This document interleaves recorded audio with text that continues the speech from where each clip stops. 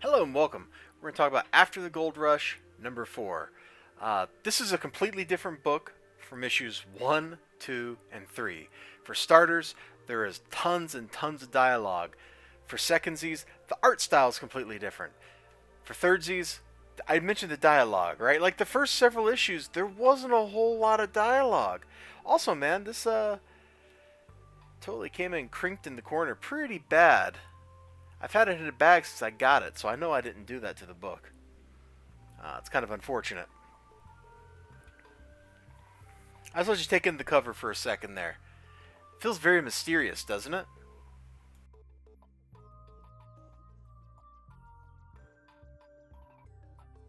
Okay, that's enough taking in the cover. So let's see what Miles Greb is doing. Oh, cute girl. We're quoting Frankenstein. Interesting choice. So, it looks completely different, doesn't it? That frenetic, almost almost nervous art from the previous one. Hold on. I'll do a live demonstration of the art from the previous issues right here.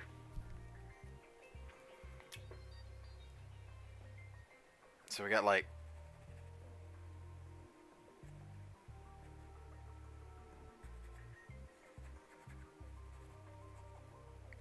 it was like that. Granted, it was a million times better than this, but it was quick, kind of frantic looking. That's not here. Instead, we end up with, even though it's not the same style as like a Studio Ghibli film, that's what it makes me think of. Just look at this panel of her over here talking to this guy. Look at this panel of her looking at this ladybug. And the dialogue, at least between these two, is a ton of fun to read. Dude even like busts out the Epic of Gilgamesh over here, man. Boom. But anyway, he leads her to this old guy in the woods. He tells her a story. He shows her some poppy flowers that are supposedly extinct. Gives her a book, and he takes her to the city. Into the story. We get a ton, an absolute ton of world building. I liked the story a lot. It was fun. Uh, yeah, I'm thinking, well, what else can I say? I've only been talking for like 2 minutes. Like, the art style just being completely different really threw me off. Like, that is just so weird that the art style is so completely different. You know, if I cover that up, will it lighten the rest of the picture? No. Oh, but you can see the light from the monitor over there reflecting. That's kind of cool. What? Oh, sorry, we're supposed to be talking about comic books. I was getting lost and looking at the beautiful scenery right here. Like, this book looks nicer. It has a different feel and a different tone. And I'm not sure if that's intentional, if that's not intentional. But everything about it is so totally different. Like, let's pop over here. We're just covered in text. Let's pop over one more page and then we'll stop. Oh my gosh. I can't. Yeah, it's just text, text, text. Which is really weird. It's really different from the previous issues. I kind of liked the solace. No, the solitude. That's the word. The solitude in the previous several issues where people weren't talking. There was just a lot of Scout wandering through places or running or whatever. But even with all the extra dialogue in here, the sense of wonder of the world, the sense of mystery, it's all there.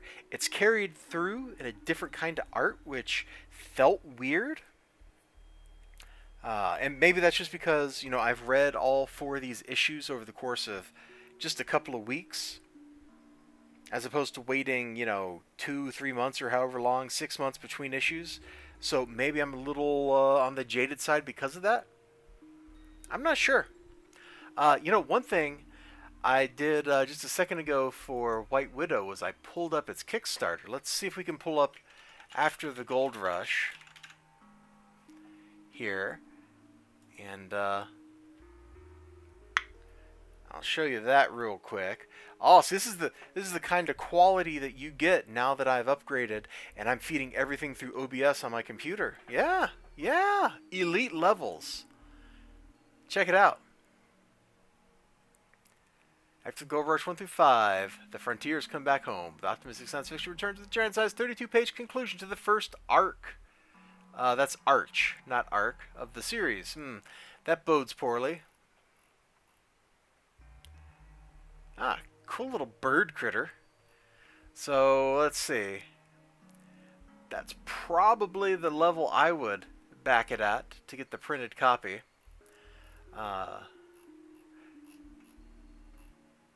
See, here's like what the art looked like before. Like, this is completely different. It is so different from the current art. Was it the same artist?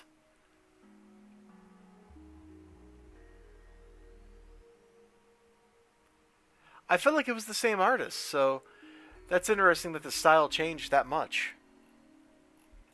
Which kind of makes me think it's an intentional choice to change it.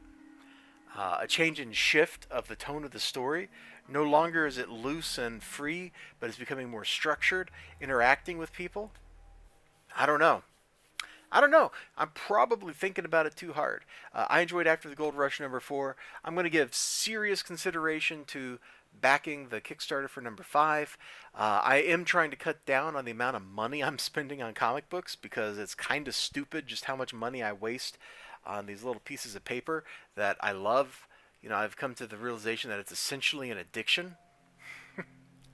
And I should try to curb it a little bit. So I got to think about it before I spend 16 bucks on a single comic issue. But oh my god, it'll be 21 bucks after shipping. I might as well just back like the stupid super high level.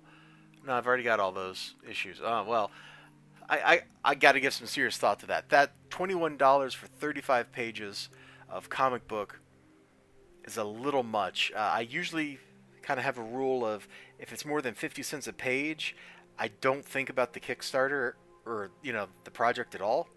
So I got to think about it. But boy, if the art in issue 5 is like this, it's going to be cute and it's probably going to be fun.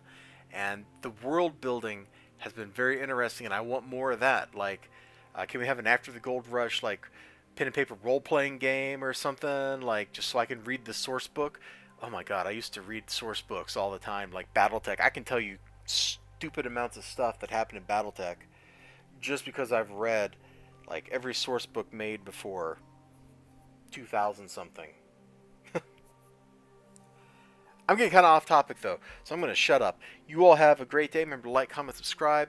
Be sure to click on some of the stuff. There should be things on the screen. There should be things in the description below.